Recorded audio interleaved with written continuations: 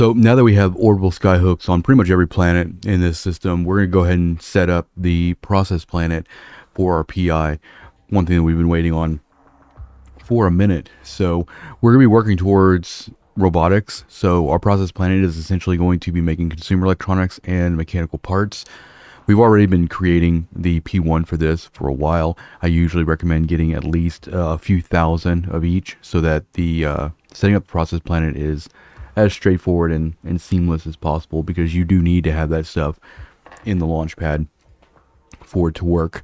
So what I recommend is being docked for this. What if you're in a Citadel, you can actually go here to view outside, which is what we're going to do, and then you can just go to your planet over here, go to your orbital skyhook or your customs office and go to access, and you can access the office here and move stuff over and all that. Now I got all of my P1 in here, but I threw 10,000 of the precious and the reactive metals on this side because we're going to go ahead and set up one type at a time, just so we don't get ourselves kind of tied up too much. So we're going to view planet here. Now this is the standard formation that I do for process planets. The reason we want barren planets is because they have the smallest radius. The smaller the radius, the shorter your links are, which gives you enough power and CPU to be able to do all 24 factories here. Now, we can create 3 things on this planet. You can either go full mechanical parts or you can go full consumer electronics. I usually don't recommend going full robotics, because 24 robotics planets, you have to have a lot of P to process to kind of keep that running. So for this, since we're running on one character on only 6 planets, we're going to do 10 for mechanical parts to start, and then we're going to do 10 for consumer electronics, and then these middle 4 here are going to be for robotics. I do this in a square pattern because you do not want to get your factory too far away from your endpoint, your launch pad, or wherever you're going to be storing stuff or importing stuff from, because there is a line or a link limit for that stuff. So go ahead and start up here at the top, and we're going to select, we're going to do mechanical parts up here. We're going to hit install and then double click down here, and I'm just going to kind of go through these first 10. The process for the consumer electronics is virtually the same. You do want to be kind of careful here to not double route any of these factories, because it will let you double route them, and if you do accidentally double route anything, then you could potentially be throwing away some materials, because they will try to fill the factory all at the same time. Now that all those schematics are selected, we're going to actually go to our launch pad here. We're going to go to, this is what's different about setting up P1 is P1 you can kind of go to route and kind of see what's coming in from the extractor. We don't really have that benefit here. We have to have stuff in the storage for us to go. So we're going to go precious metal, create route. I usually go with both, just so it changes color so we don't lose track, and always try to go in the same order. So precious, reactive.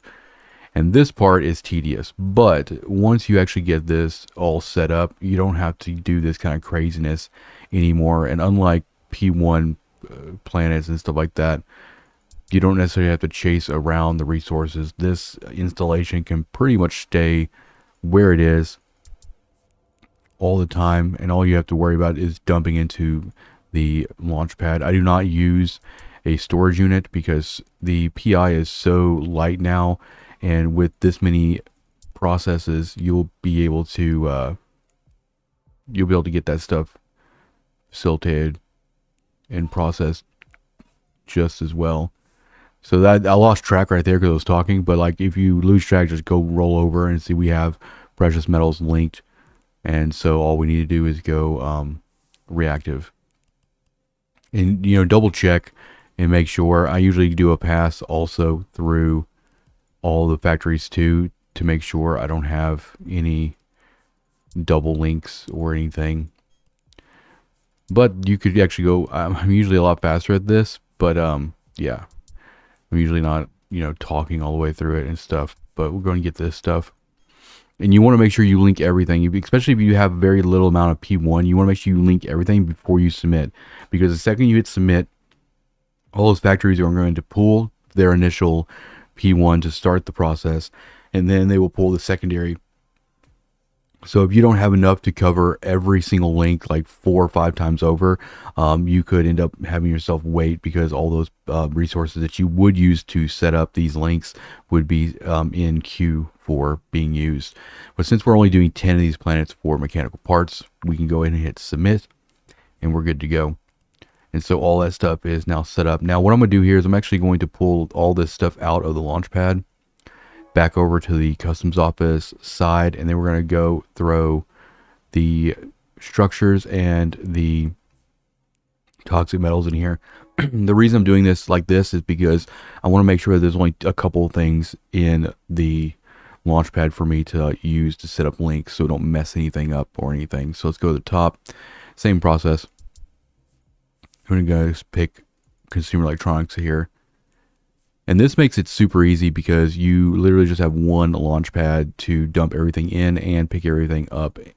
And the way the links go, as in terms of links, I go one link all the way down the middle, and then I go one link all the way across on all these rows, and that's sufficient enough. We have enough P1 that we didn't have to worry too much about this. So we're gonna go ahead and get this consumer electronics. We haven't put any processes or any P1 in here yet. I don't know how that basic got randomly in there. Let's go and get this stuff linked up. We will not be able to do the last 4 for robotics yet. We'll have to wait till we get some consumer electronics and some mechanical parts in the launch pad in order to successfully route those. We can, though, however, go ahead and put the schematics on if we wanted to. So robotics, that way it's just kind of already set up and good to go. Then all we have to do is come in here and route this stuff. And you can adjust these schematics as needed. You will probably need more mechanical parts if you're doing fuel blocks, more mechanical parts than everything else. But we're going to kind of try to go a little bit even on this stuff the best we can. Same process. Go structures. And then the toxic metals. And just kind of go all the way down. This is probably one of the most tedious things that I deal with for PI, and just the way it's done. It's a lot of links to do, but once you get it set up, it works out really, really well. If you have enough characters, if you're running more than just one character, then I do recommend having a 24 factory process planet for each type of P2 that you're going to be using. That just makes it super easy, and then you can have a P3 process planet to kind of dump everything in and blitz it essentially. And that's usually what I'll do with robotics is like, I don't have the P2 production to facilitate 24 robotics factories, but by having that many factories, it means that I can really expedite the final leg of the production for that if you have the planets for it. But for the purpose of what we're doing out here in Null, we are going to be just hanging out with these 6 planets and seeing how we do and all that. So that's all set up. It's all good to go. And then we'll just, basically all we have to do now is just wait. And when all this stuff processes, we will set up the robotics stuff, which, we'll give it like 8 hours or so. The last thing I'm going to do is I'm going to come over here. We got about 28 to 30 something thousand of each of these. But I'm going to come in here and I'm just going to throw like 10,000 of each in here. And what you can do is you can actually come in here ever so often and kind of refill it as you need. But I just want to make sure we have an even amount so every factory kind of keeps running. Jesus. It's early for me. Just pick the same one. So we got shell structures, we got reactive metals, go toxic metals, and then precious metals, go 10,000 of each. It doesn't quite fill it up, but it gives us an even amount, and so all those factories will have an adequate amount to work with and everything. But hopefully you guys found this informative and stuff. And as we kind of go through the next couple days and weeks or whatever, we'll start to like kind of stockpile. I'm not selling any of this stuff, so we'll be able to see exactly what this one character can do out here in Null and all that stuff. But we'll kind of do a little follow up, in a few days after robotics is all set up and everything, and see how the output is and all that. But Thank you for watching. Make sure you hit that, check out that Patreon page. We have exclusive content over there. That's a good way to help to support the channel and all that stuff. But hit that like button, hit the subscribe button, and I'll see you in the next one.